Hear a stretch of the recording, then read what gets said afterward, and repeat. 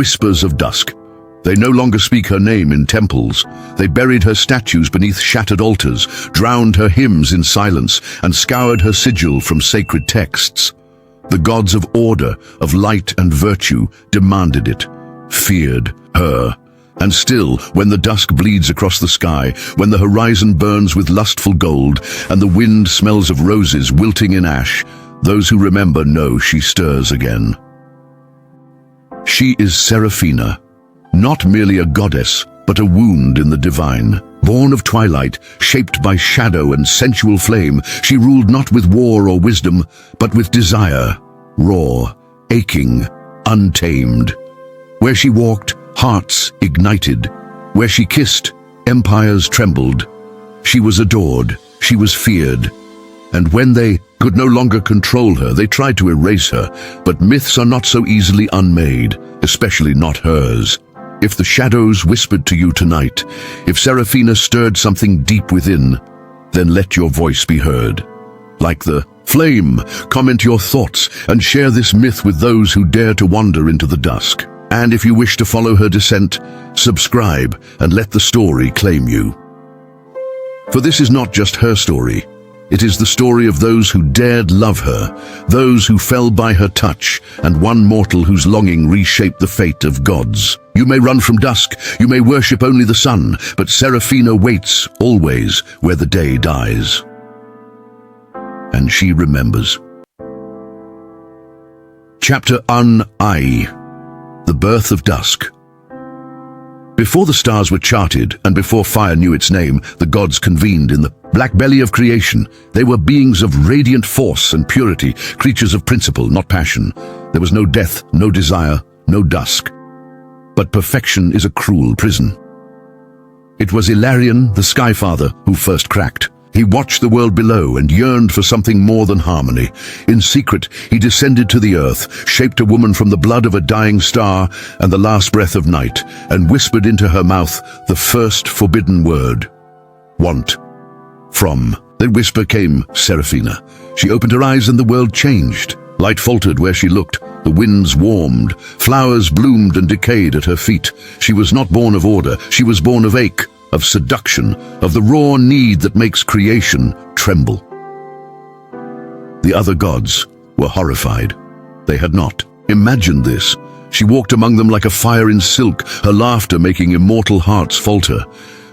But mortals worshipped her. They painted her with lips of crimson wine and eyes like smoke. Temples rose not for protection but for pleasure. Lovers would offer their bodies in sacrifice. Dreamers would pray to her for inspiration, and those on the brink of madness would find her in their final breath, smiling. She became known as the Velvet Flame, the Mistress of Twilight. The unshamed, yet with power came envy. Norithus, god of purity and light, feared her most. He called her a corrupter. He warned the heavens. She does not guide the heart, she devours it. And still in quiet he dreamed of her, as did they all. It was a mortal boy, a sculptor's apprentice named Kalin, who would bring about the goddess's fall. And it would begin, as all true tragedies do, with beauty and obsession. Chapter 2. The Sculptor's Obsession. Kalin was born under an eclipse. His mother bled him into the world as the sun vanished behind the moon, and the midwives whispered he'd be cursed, a child of shadow and longing. He grew tall and quiet, his fingers always stained with marble dust. While other boys chased goats and girls in the hills, Kalin carved faces he saw in dreams. But there was one he could never capture. She came to him first in sleep, her silhouette draped in twilight, eyes glowing like coals at the edge of a dying fire. Her voice didn't speak, it sang in a language his blood understood. Every night she drew closer, and every morning he woke aching, frantic, unsatisfied. He didn't know her name, only the feeling she left: hunger. His master, old Silverin, noticed the change. "You've stopped eating," he growled, watching Kalin chisel furiously under candlelight. "That's not a woman, boy. That's a curse." Kalin only smiled. "She's more real than breath." And indeed, his latest sculpture began to show her form. Curves like flowing water, hips wide as the moon's arc, breasts proud, mouth slightly parted, caught between seduction and revelation. The eyes, though, he could never get the eyes right. They refused to be stone. Soon villagers came to see the statue. Some brought offerings, others wept just to look at it. A young priest gouged out his own eyes, whispering, "I've seen her." Whispers began. Seraphina walks again. High. Priests panicked. The Temple of the Radiant One issued a decree. The statue was heresy. It was to be destroyed, Kaelin punished. But when they came with hammers and torches, they found the workshop abandoned. The statue remained, untouched, its stone heart still warm to the touch. Kaelin had vanished. They say he followed a whisper into the mountains, chasing the scent of dusk. And there, beneath a bleeding sunset, Seraphina answered. Chapter 3. Touch of the Divine. He found her at the edge of the world. The mountains opened into a valley swallowed by dusk, where the sun refused to fully set. The air shimmered with warmth and perfume, heavy with the sighs of unseen things. No path led there, and yet Kaelin's feet carried him without hesitation. She stood beside a black river that glowed with dying starlight. Barefoot, unclothed, not nude, bared. Her skin was dusk itself, the golden-pink flush of sunset melting into the deep blue of night. Her hair moved like smoke underwater, and her eyes... they were exactly as he carved them. Kaelin, she whispered, though he had never spoken his name aloud. He fell to his knees. "I dreamed you," he breathed. "I made you." She laughed, a sound so beautiful it hurt. "No," Seraphina said. "I dreamed you. You are the echo of my longing." She approached, and with each step, Kaelin felt layers of himself peel away. Shame, fear, reason, even language. When she touched his cheek, his heart stuttered. "What do you want?" she asked. He could not lie. "You, all of you, forever." Seraphina smiled. "Then you shall have me." She kissed him, and the world ignited. It was not lust as mortals knew it. It was something primal, ancient, not a joining of bodies, but souls unraveling, intertwining, losing shape and name. Time broke. Stars watched. Gods trembled. Tomb.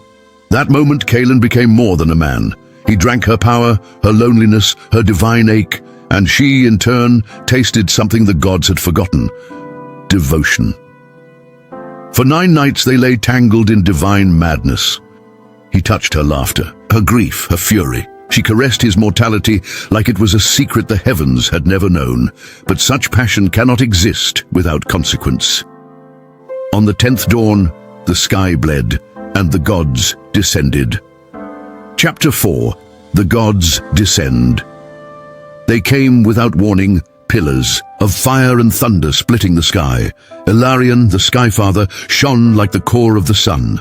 Norethus, god of purity, glowed cold and blinding. Behind them trailed the others, silent and grim, draped in gold and judgment. Seraphina did not flinch. She stood in the valley as if welcoming them to her altar, Kaelin at her side, still bare, still burning with her touch. His eyes were wild, devoted, defiant. He reached for her hand. Norethus spoke first, his voice a blade. "You have broken the pact." Seraphina tilted her head. "Which one? You have so many, all built on fear." "You have tainted a mortal with your divinity," he snapped.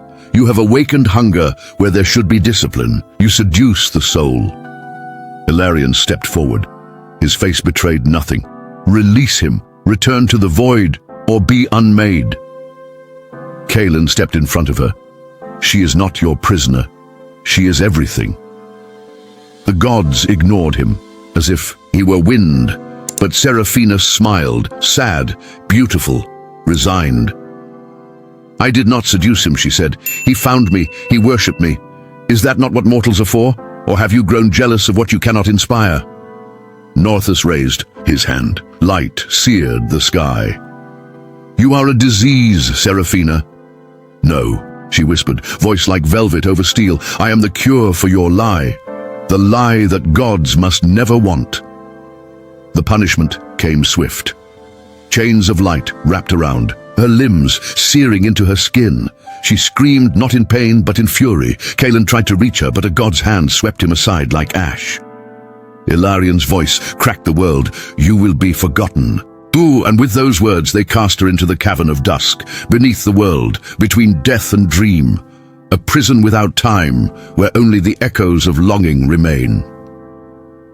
Her name was struck from every scroll. Her statues crumbled, her followers faded or went mad, all but one. Kaelin. He crawled from the valley, body broken, soul half divine, her kiss still seared into his blood, and he vowed, "The Dusk will rise again." Chapter Phi, the prophet of the forbidden flame. Kaelin should have died. His bones were shattered, his skin peeled from divine fire, his mind a flickering candle beneath the weight of godlight. And yet he lived. He crawled through valleys and across deserts, blind and burned, whispering her name, Seraphina, Seraphina. At night her voice would find him, soft, distorted, distant, like a memory trapped in a scream. She was imprisoned, yes, but not silent. And Kaelin, he became more than mortal. By the time he reached the outer provinces, he no longer bled.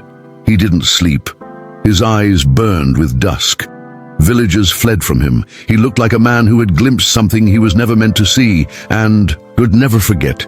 But there were those who listened, the broken, the desperate, the shunned, lovers denied, artists whose dreams drove them mad, widows with mouths that still burned from ghostly kisses. To them, Kaelin preached. She is the truth they buried, the hunger they shame, the flame you fear to touch. She waits beneath the world, forgotten, but not dead. If you ache, if you burn, if your soul trembles when dusk falls, you are hers. He carried a shard of her statue, her eye bound in silk and shadow. They called it the Ember Eye. Some said it wept when the moon was full. Others swore it whispered promises in their sleep. His following grew.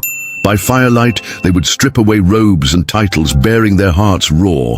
They sang her lost hymns. They burned offerings of silk, wine and flesh. They took new names, Ashbound, Flameborn, Daughters of Dusk. They did not worship Seraphina as a goddess. They loved her as a wound. Kaelin built no temple. He carved her form into caves, into ruins, into dreams. He painted her on skin. His sermons bled into poetry. His madness became scripture. And with every word, every act of longing, the cavern of Dusk cracked a little more. Below the world, she stirred and smiled. Chapter 6. The Priest of Purity. Norithus stood beneath the celestial spire, where the stars were chained in perfect orbits and prayers were weighed like coins. He had not slept in an age, not since the whispers returned. She rises, they said. Dusk bleeds through the cracks. You cannot bury what you secretly crave. He burned his temples brighter. He demanded purer sacrifices. Only virgins now, only silence, no music, no color. He flayed the priests who dared speak her name, though he still heard it in his dreams. Seraphina. And in every dream, she smiled. At him, not with seduction, but with knowing. He watched the mortal realms with growing dread. Kaelin's cult was spreading, not as a religion, but as a fever. Poets began to write in forbidden tongues. Lovers met beneath twilight to whisper her lost hymns. Children were born with dusk-colored eyes. The world was aching again. Norithus sent visions to kings. Armies marched, cities burned. He commanded idols of her image be smashed, but for every one destroyed, 2 more rose in secret. Her memory, like desire, could not be controlled. It could only be fed. In desperation, Norithus called the high priest of the Radiant Temple, a man known only as Virel. You will go to the Ashlands, Norithus commanded. Find Kaelin. Cut out his heart. Bring me the Ember Eye. Virel was a zealot, untouched by woman, raised on hymns of light and shame, but he hesitated.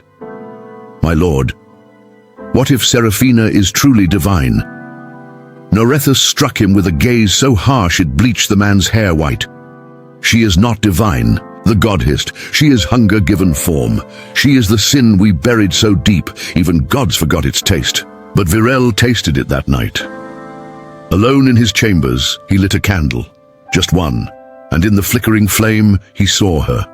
Not a monster, not a demon, but a woman, not innocent, not wicked, free, beautiful beyond sanity, and she was weeping. Wept who? Chapter 7. The Cavern Cracks. The Cavern of Dusk was never meant to be eternal. It was carved from the marrow of the world, layered with silence, sealed in light. A place outside time, where unspoken things are buried, lust, rage, rebellion, her. Here, Seraphina lingered, not dead, not dreaming, just waiting. The gods had bound her in chains of virtue and shame, forged from lies they told the world and themselves. But chains rust, lies erode, and longing once sown always grows. She felt Kaelin's voice like a thread, tugging through the dark. Every word he spoke in her name sent a crack through the stone. Every touch, every prayer, every moan beneath a twilight sky. Another fracture. She breathed in their desire like incense. Within her prison she danced, naked, defiant, radiant. She danced with flame and shadow, her feet bleeding on the stone. She sang her own hymns, not to be worshipped, but to remind the world who she was.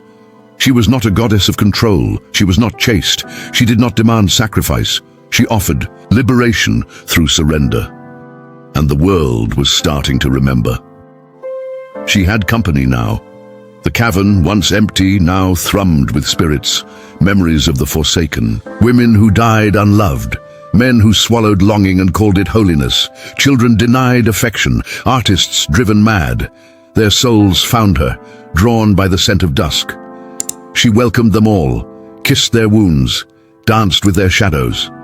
And then one night, Kaelin's voice pierced the last wall. Not a prayer, not a plea, but a promise. I will free you. And the chains snapped. Light bled from the walls. The air grew thick with musk and memory. The cavern groaned like an ancient lover stirring from sleep.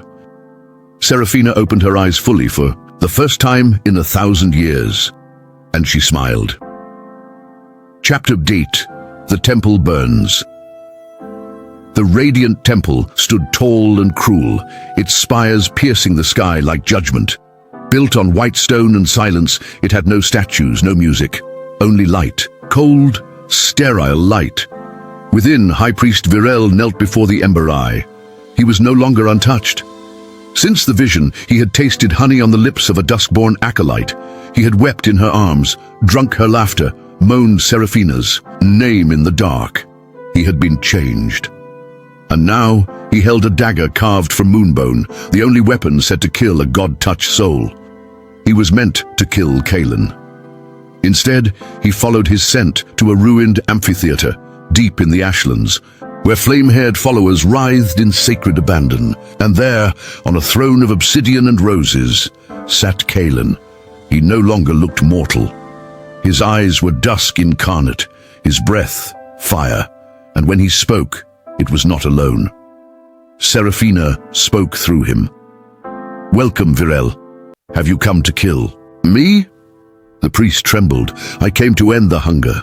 Kaelin smiled, then kneel and taste truth. Virel dropped the dagger. He kissed Kaelin's feet. He drank from the chalice of desire. He shed his robes, his name, his shame. The next morning he returned to the radiant temple, and he burned it. He poured oil upon its altars. He shattered the purity relics. He slit the throats of the silent priests who had never kissed, never wept, never wanted. And as the fires rose, he carved one name in the altar stone, Seraphina. The lightkeepers tried to stop him, but by then, it was too late. In cities across the empire, lovers kissed in public. Artists painted forbidden pleasures on palace walls. Noble daughters lit dusk flames and cast off their veils. Soldiers dropped their swords to hold each other. The gods above watched in horror. Desire was no longer a whisper. It was a firestorm, and it had a queen. Chapter 6. Rise of the Duskborn. The Cavern of Dusk was no longer sealed. Its walls pulsed with heat, its shadows breathing like a beast stirring from hibernation. The chains that once bound Seraphina were dust, scattered by longing, shattered by belief. Kaelin stood at its mouth. He had followed the voice for years, through fire and madness, through gods and blood. His skin was marked with her symbols, swirls of dusk and flame, etched in ink and scar. The ember eye pulsed in his palm, hot as a heart. She stepped into the world again, barefoot, wrapped in nothing but shadows and starlight.